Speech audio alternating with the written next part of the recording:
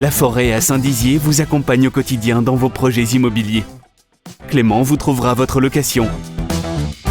Accompagné de Laura pour la gestion de votre bien. Bastien et Sacha seront là pour vous conseiller dans l'achat ou la vente de votre bien avec l'appui de Virginie, notre conseillère financière. Rencontrons-nous à Saint-Dizier ou dans une de nos agences en Haute-Marne. Noël approche. Jusqu'au 25 décembre, Puissance Télévision vous fait remporter chaque jour un cadeau avec son calendrier de l'Avent. Des sapins de Noël naturels avec magasin vert. Des places de spectacle avec les 3 scènes. Et encore plein d'autres cadeaux à découvrir. Alors rendez-vous chaque jour sur nos réseaux sociaux. Avec Puissance Télévision, c'est Noël avant Noël. Jeux gratuits sans obligation d'achat, informations et inscriptions sur puissancetélévision.fr. Joyeuses fêtes sur Puissance Télévision.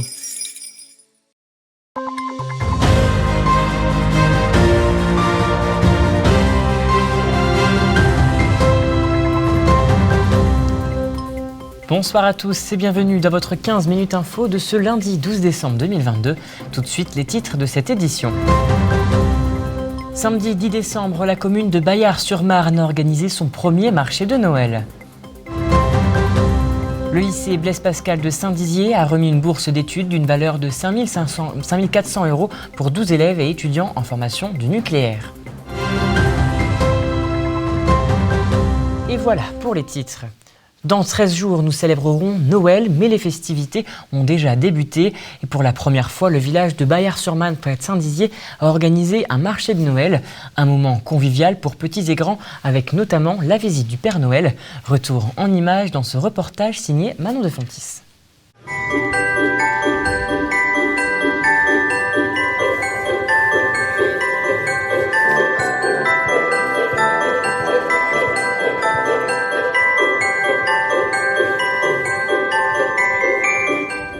La magie de Noël s'est emparée du village de Baillard-sur-Marne le temps d'une journée.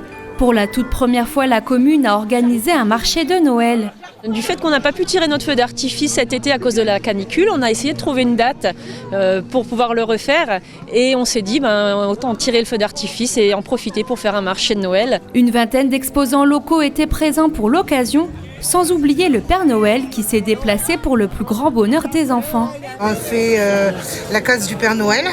On achète un prénom, ça sera tiré au sort en fin d'après-midi. Et des bûches faites maison. Déjà pour vendre nos décorations qui ont été faites à la main et aussi pour passer un moment convivial entre amis, en famille. Un moment convivial qui sera renouvelé l'année prochaine. Et passons à présent à notre chiffre du jour qui est de 337. C'est le nombre de suffrages qu'a obtenu la liste d'Annick Felicetti au second tour des municipales de la commune de Frignicourt, près de Vethil-François, qui s'est tenue ce week-end.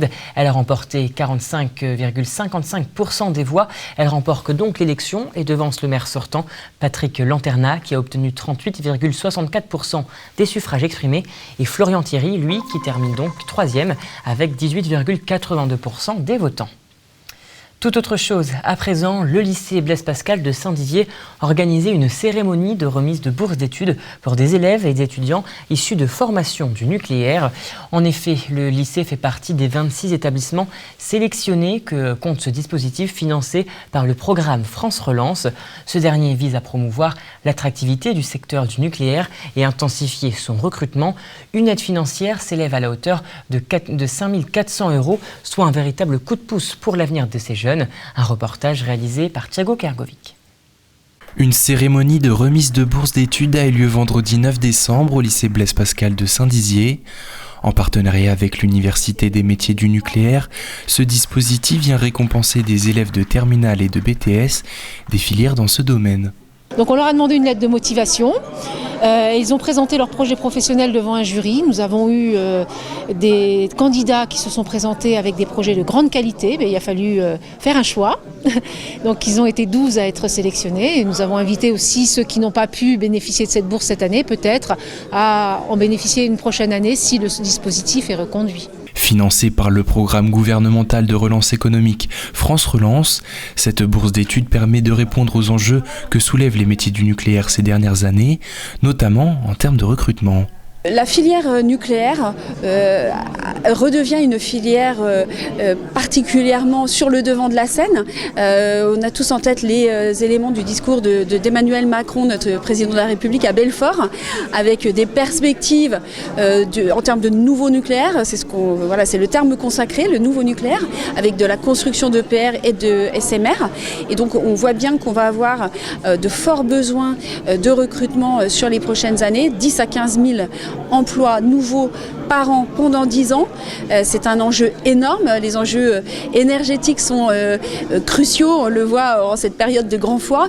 Et effectivement, les enjeux de recrutement vont être colossaux sur les prochaines années. Accompagner financièrement les élèves fait donc partie des solutions. Ainsi, ils recevront 5 400 € par an, ce qui leur permettra de financer de nouveaux projets. Je pense acheter une voiture parce que je suis en train de faire la conduite accompagnée. Et quand j'aimerais faire un BTS soudure, qui est un petit peu loin, du coup peut-être prendre un appartement, payer les factures et voilà. Moi c'est pareil, j'ai encore pas passé mon code ni mon permis, je compte avec la bourse passer mon code et aussi mon permis. Et avec ce qui me restera, mettre de l'argent de côté pour accumuler avec mon alternance, ce qui permettra de m'acheter tranquillement un appartement plus tard et poursuivre mes études et ensuite acquérir un travail. Les élèves auront également la chance d'être accompagnés d'un parrain ou d'une marraine d'une entreprise du nucléaire dans leur recherche de stage, une aide précieuse qui vient s'ajouter à ce dispositif prometteur pour ces jeunes. C'est le résultat de personne d'autre. Et voilà, c'est la fin de cette édition. Merci à tous de l'avoir suivi. Dans un instant, vos prévisions météo de demain, présentées par Manon de Fontis. Je vous souhaite à tous et à toutes une très belle soirée. Et demain, vous retrouverez Nicolas Fontaine pour votre 15 minutes info. Toute l'actualité qui vous concerne, à voir et à revoir dès maintenant sur puissancetelevision.fr et sur notre application mobile.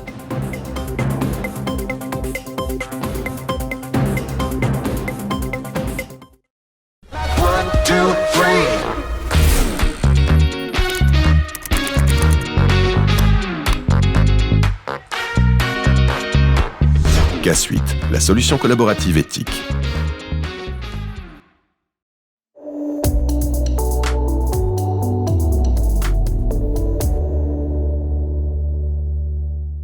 Bonsoir à toutes et à tous. Demain, le ciel sera nuageux sur une bonne partie du pays. De la pluie sera même attendue de Lyon à Bastia en passant par Nice.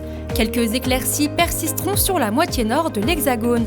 Au meilleur de la journée, on attendra 2 degrés à Paris et Lille, 6 degrés à Nantes ou encore 7 degrés à Lyon.